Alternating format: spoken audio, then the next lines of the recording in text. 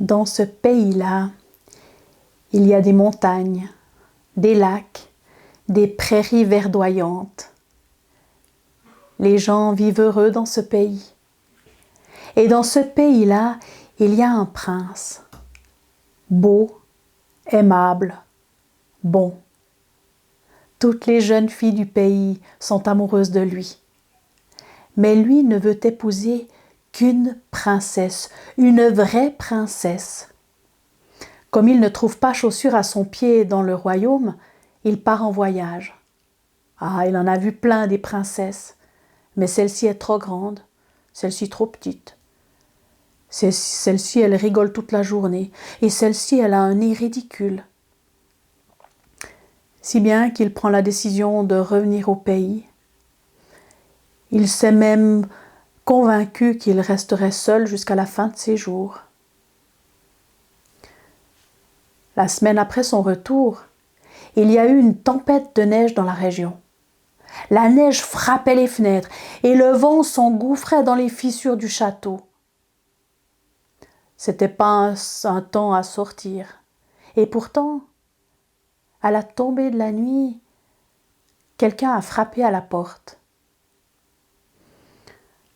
Le roi s'est demandé qui pouvait sortir avec un temps pareil. Il est allé lui-même ouvrir la porte. Il a passé par le vestibule. Il a entrouvert la porte. Et la lumière qu'il y avait à l'intérieur du château a éclairé la nuit. Il y avait devant la porte une jeune fille, toute grelottante. Il l'a laissée entrer et lui a dit « Venez vous réchauffer près de la cheminée ». Et la jeune fille, en claquant des dents, elle a dit « Merci ». Elle est allée s'asseoir dans le fauteuil près du feu. Le roi lui a fait apporter un thé chaud. Et pendant ce temps-là, la reine et le prince les ont rejoints. La jeune fille a expliqué qu'elle cherchait le palais, mais elle ne se rendait pas compte qu'il était si loin de chez elle. Pendant qu'elle racontait ça, le prince la trouvait tellement charmante. Et quand elle a rajouté qu'elle était une princesse, une vraie princesse, le cœur du prince s'est mis à battre encore plus fort. La reine a observé toute la scène. Mais elle ne voulait pas croire que cette jeune fille était une princesse. Alors elle a décidé de mettre cette jeune fille à l'épreuve.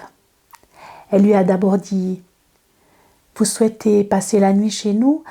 Vous pourriez même prendre un bon bain chaud. » La jeune fille a accepté la proposition.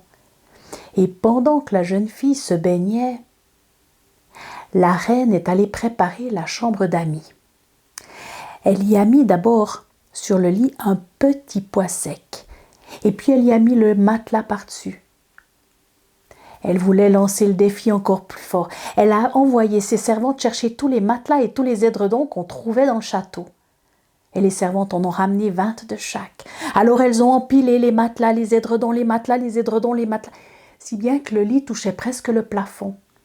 Et la jeune fille, quand elle a voulu aller au lit, elle a d'abord dû grimper une échelle.